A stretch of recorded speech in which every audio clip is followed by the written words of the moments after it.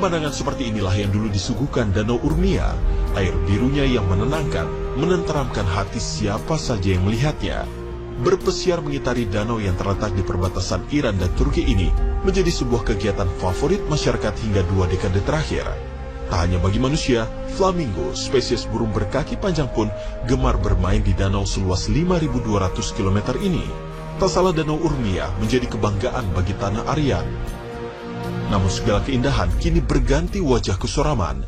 Gambar satelit menangkap kondisi krisis danau yang pernah menjadi salah satu danau air asin terbesar di dunia tersebut. Hanya dalam kurun waktu 20 tahun saja, kini hanya menyisakan 10% debit air. Rumah yang nyaman bagi berbagai satwa itu pun meronta, terpuruk dalam kondisi kritis. Perubahan iklim, ditambah pembangunan dam, serta penggunaan air berlebihan disebut menjadi penyebab kekecauan ini. Sejak tahun 2014, pemerintah Iran mengocorkan dana miliaran juta dolar demi mengembalikan kejayaan Danau Urmia.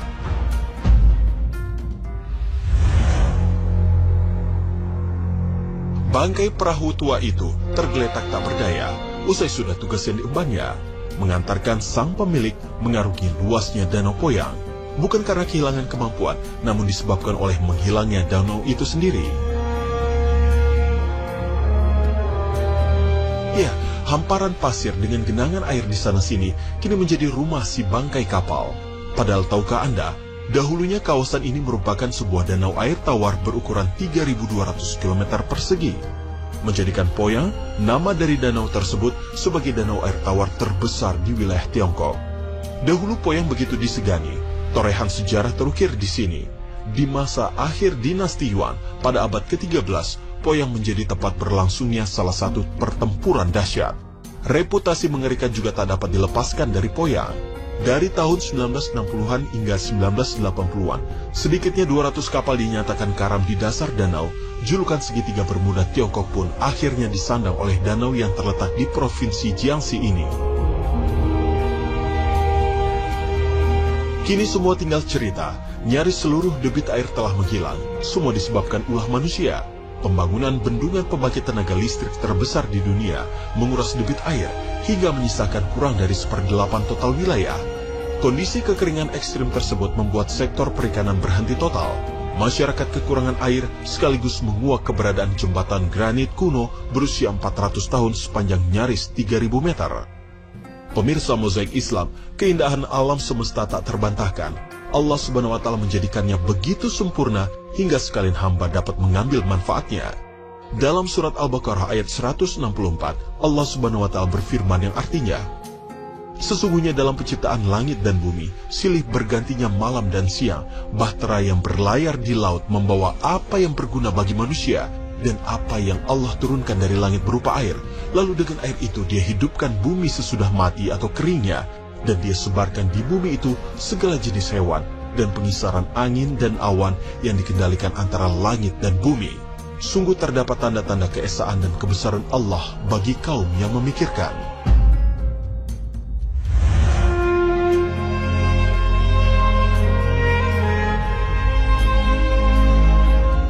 Namun sungguh alangkah buruknya manusia dengan sifat tamak lagi serakah, mengeruk alam tanpa disertai keinginan untuk menjaganya. Maka memang pantas menyebut Danau Aral sebagai salah satu bencana lingkungan terburuk di planet bumi. Bagaimana tidak, dalam kurun waktu 600 tahun, di abad ke-20 inilah Danau Aral mengalami kekeringan terburuk. Danau air tawar seluas 68.000 km tersebut kini hanya menyisakan 10% debit air saja. Penyusutan danau yang terletak di wilayah Asia Tengah ini disebabkan pengalihan air untuk irigasi sejak tahun 1960-an. Namun, ketidakefisienan telah membuat Danau Aral mengering sampai akhir. Jutaan ikan pun mati. Iklim lokal sampai turut mengalami perubahan. Padahal dulu Danau Aral begitu makmur, menyediakan pasokan ikan terbesar bagi Uni Soviet dan negara sekitarnya. Danau Aral pula menjadi wadah bagi 40.000 pekerja dari berbagai sektor termasuk perikanan. Sejak tahun 2005, upaya pengembalian kondisi Danau Aral terus dilakukan, namun tentu belum menunjukkan hasil yang diharapkan.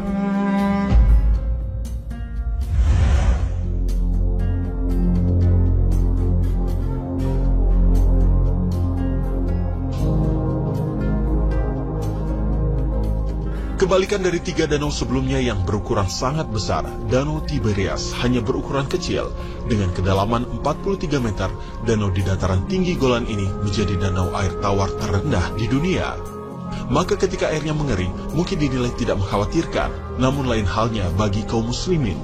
Mengeringnya danau di wilayah Israel ini berkaitan dengan keluarnya fitnah terbesar sepanjang zaman, Dajjal. Sebagaimana yang disebutkan Rasulullah SAW dalam sebuah hadis panjang. Sedangkan kemunculan kafir Dajjal merupakan penanda akan datangnya hari kiamat. Kenyataannya, beberapa tahun terakhir terlihat bagaimana kondisi Danau Tiberias semakin mengering. Sejak tahun 2004 telah terjadi penyusutan sebanyak lebih dari 16 meter. Di tahun 2015, level air dari Sea of Galilee, nama lain dari Tiberias, bahkan sudah berada di batas garis hitam. Artinya air tidak dapat dipompa lagi tanpa menyebabkan kerusakan. Industri perikanan yang biasanya menjadi komoditas utama kini mengalami kebangkrutan. Pihak terkait dari Departemen Perairan Israel, Urisor, menyebutkan hal ini terjadi akibat sedikitnya curah hujan yang turun sejak beberapa tahun terakhir. Namun begitu ia menambahkan, meski curah hujan tinggi di tahun-tahun mendatang, kondisi tingkat air Danau Tiberias akan tetap sama. Mengeringnya wilayah perairan penanda datangnya hari kiamat juga disebutkan Rasulullah SAW dalam hadis berikut yang artinya, hari kiamat tak akan terjadi sebelum sungai Efrat mengering dan menyingkapkan gunung Mas yang mendorong manusia berperang. 99 dari 100 orang akan tewas dalam pertempuran, dan setiap dari mereka berkata, mungkin aku satu-satunya yang akan tetap hidup. Hadis riwayat Bukhari. Kekeringan yang melanda Efrat kini pun terpampang jelas di depan mata. Sungai yang melewati 3 wilayah yaitu Turki, Irak, dan Suriah tersebut kini berada dalam kondisi memprihatinkan.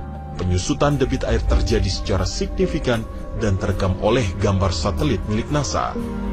Sebabnya tak lain karena penggunaan air sebagai pembangkit listrik dan irigasi, terlebih dengan adanya proyek masif, pembangunan dam skala besar oleh pihak Turki. Lebih dari 200.000 warga terkena dampak pembangunan bendungan. Mayoritas di antaranya mengaku tak nyaman dengan kondisi dan kompensasi yang diperoleh. Belum lagi debit air bagi kedua negara lainnya, yaitu Irak dan Suriah, turut berpengaruh. Debit air yang mengering ditambah ketidakpuasan di sana-sini dikhawatirkan menjadi sebab timbulnya perselisihan. Jika benar demikian, maka sungguh sabda Rasulullah SAW telah ditampakkan satu persatu.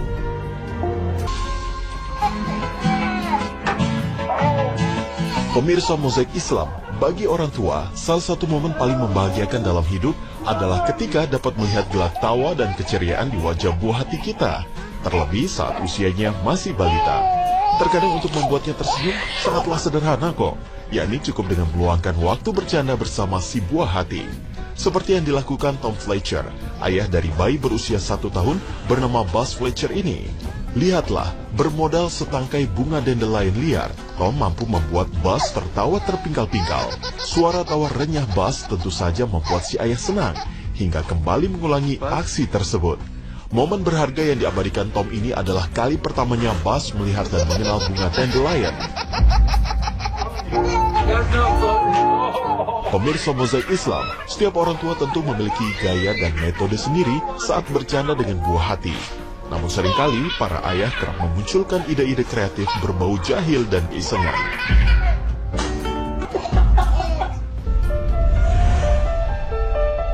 Pemirsa Mozaik Islam, tak sulit sebenarnya melakukan aktivitas penuh gelak tawa dengan anak tercinta, karena banyak cara dan metode yang tersedia, asalkan orang tua bersedia meluangkan waktu untuk bermain bersama buah hatinya.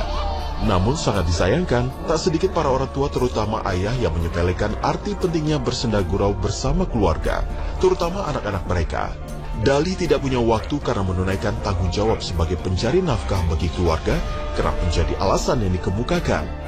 Saat liburan keluarga pun tak jarang ada saja para ayah yang masih disibukkan dengan telepon pintar mereka mengurusi pekerjaan dari jauh. Akibatnya senyum anak dibeli dengan barang-barang dan mainan favoritnya. Padahal aktivitas sesederhana itu menyimpan berbagai kebaikan dan manfaat di baliknya.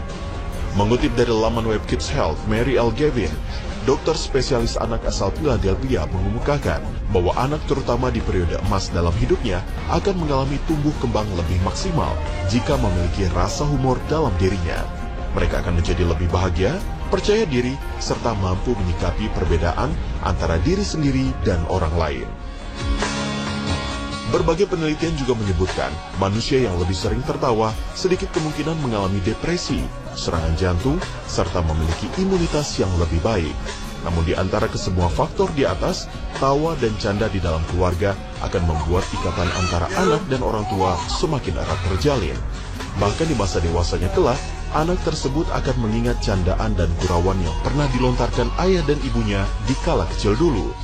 Sebuah ingatan indah yang bisa jadi akan ia sampaikan kembali pada anak keturunannya.